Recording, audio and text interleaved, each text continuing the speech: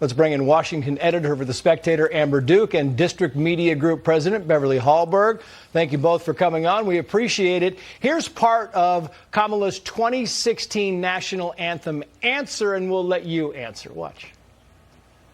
Should folks stand for the national anthem? We are all and should be treated as equals. We articulated those principles in our Constitution.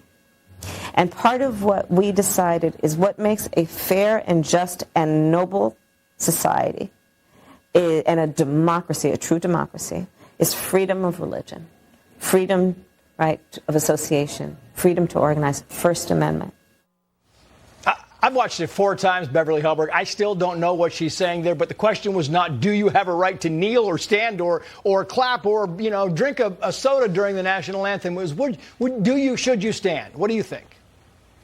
It is the longest answer I think I've heard to a yes or no question. It's her word salad once again. And look, I think her intent, and this is what she should have said, is yes, you should stand, but we do have a right in this country not to. But that's not what she did. What Kamala Harris continues to do is try to get away from answering any clear question. She doesn't want to give declarative statements. It's always us being left with trying to figure out what exactly she's trying to say and why is somebody who is running for the presidency not willing to make a statement that, yes, you should stand for the national anthem. It's not a hard question, but she makes most questions pretty difficult. Here's some North Carolina residents, Amber, and I'll get your response. Watch.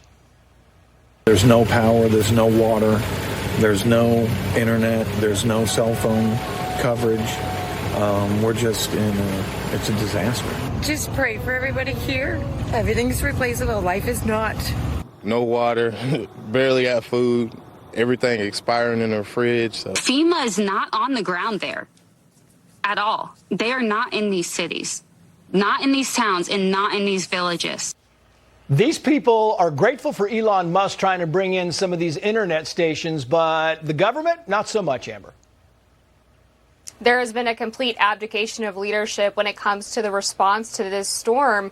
When President Joe Biden was laying on the beach before finally going back to the White House on Sunday night and explaining away his absence by saying, hey, guys, don't worry about it. There's a such thing as phones. While Kamala Harris was campaigning in Las Vegas and similarly did not return to the White House until Monday when Donald Trump was already on the ground in Georgia. These two didn't even receive an in-person briefing on what had happened before the candidate that Kamala Harris is running against was able to go and offer these people hope and leadership.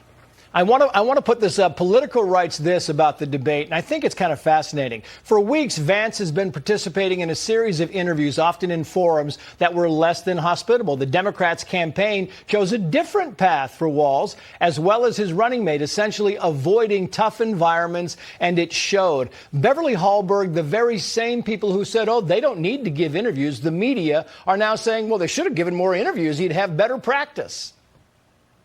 Being able to handle interviews well is a skill set. It's something that must be honed. It's something that Republicans are very good at because they are asked hard questions by the press on a regular basis. Tim Walz is similar to somebody who plays slow pitch softball, all of a sudden having to go and play in a Major League Baseball playoff game. That is the type of thing he's up against when he's not used to these tough questions. This is where liberal journalists do not do themselves any favor when they actually don't hold people's feet to the fire.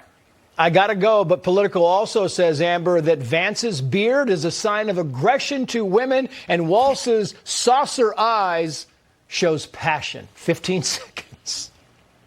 Oh, that's how you know that Tim Walz got absolutely routed by J.D. Vance, because they had to worry about body language and aesthetics. It's crazy. Amber, Beverly, thank you both. Well, California Governor Gavin Newsom faces